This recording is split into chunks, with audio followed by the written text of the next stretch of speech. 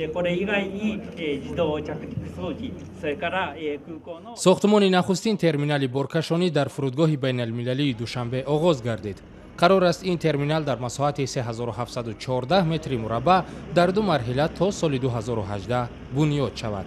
ساختمان این ترمینال در دایره لایحه بهتر نمودن فرودگاه بین المللی دوشنبه صورت میگیرد و مبلغ گذارش هم آگنتی ژاپن عاید به رشد بین المللی است که برای این لایحه 914 میلیون ین ژاپنی برابر به 17 میلیون دلار آمریکایی جدا کرده است.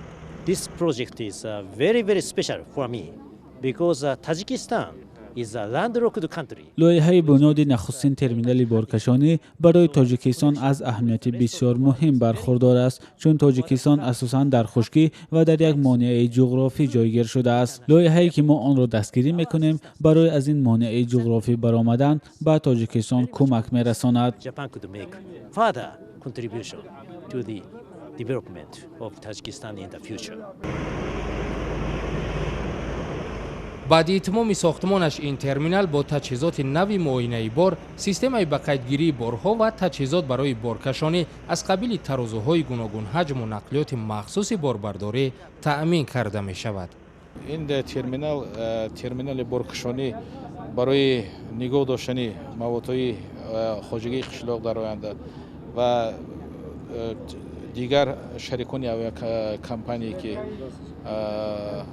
می‌بیند آنها از این میتونن استفاده برند، از این ترمینال بارکشانی، خصوصا برای صادرات و واردات کردن بسیار اهمیتی کلان دارد. آغاز بنیاد ترمینال بارکشانی در فرودگاه بین المللی دوشنبه در حال است که 2 سال پیش با کمک فرانسه در این فرودگاه ترمینال مسافرکشانی ساخته شد. مبلغ آن لایحه 39 میلیون دلار آمریکایی را تشکیل داد.